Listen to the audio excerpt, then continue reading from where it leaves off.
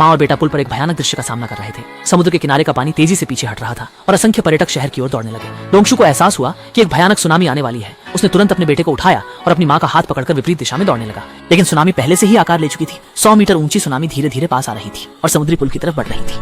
हर कोई उग्र समुद्र के पानी में डूब गया। सौभाग्य से डोंगसू गाड़ी के पीछे छिपकर बच गए। उसके सामने एक विशाल जहाज पुल पर अटका हुआ था। जब वह अपनी माँ और बेटे की तलाश करने के लिए उठा, पुल की केबल गिर गई और सीधे एक महिला को छेद दिया। डोंगशु ने महसूस किया कि आगे बहुत खतरा है, इसलिए उसने सहज रूप से पीछे हटकर छुपने की कोशिश की। इस बीच जहाज के ऊपर से कंटेनर नीचे गिरने लगे। किस्मत ने डोंगशु का साथ दिया और एक एक करके सारे कंटेनर गिरते गए, लेकिन डोंगशु ने हर एक को चालाकी से बचा लिया। इसके पहले कि वह कुछ समझ पाता, एक और देवतार ऊपर से नीचे आ गया। डोंगशु तुरंत झुक गया और इस तरह से बच निकला।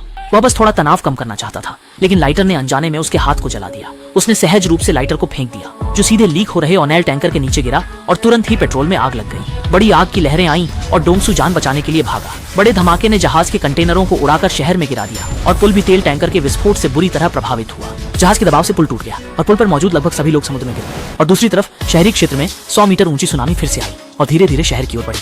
समुद्र तट पर पर्यटक पागलों की तरह शहर की ओर दौड़ रहे थे, लेकिन इस समय तक बहुत देर हो चुकी थी। सैकड़ों मीटर की समुद्री लहरें शहर की ओर आ रही थीं। तुरंत ही भारी मात्रा में समुद्री जल शहर में भर गया। ऊंची इमारतें निगल ली गईं।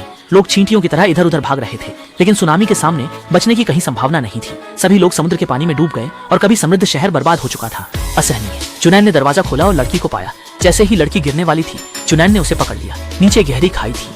इसके बाद जुनैन ने अपनी बेटी को ऊपर खींचा और उसे बिल्डिंग की छत पर ले गया, जहां पूरा परिवार एकत्रित हो गया। वहीं दूसरी ओर सड़क पर लगभग सभी लोग पानी में थे और अधिक खतरनाक बात यह थी कि हाई वोल्टेज का इलेक्ट्रिक बॉक्स पानी में गिरने वाला था। कैन्यू ने पूरी ताकत से अपनी प्रेमिका को ऊपर धकेला ताकि दोनों पानी से दूर हो सकें, लेकिन जो लोग भाग नहीं पाए वे हाई वोल्टेज के करंट से हमेशा के लिए वहीं रह गए। पानी के नीचे दूसरी तरफ दमकल विभाग ने समुद्र की सतह पर 2 बचे हुए लोगों को पाया। दमकल कर्मी बिना झिझक कूद पड़े। पहले महिला को ऊपर भेजा, फिर बेहोश आदमी के साथ मिलकर साथ में खींच लिया ऊपर, लेकिन स्टील केवल 2 लोगों का वजन सहन नहीं कर सका। इस तरह दोनों ही जीवित नहीं रह सकते थे। फायरमैन ने रस्सी को काटने का फैसला किया, जिससे जीवित रहने की आशा छोड़ दी।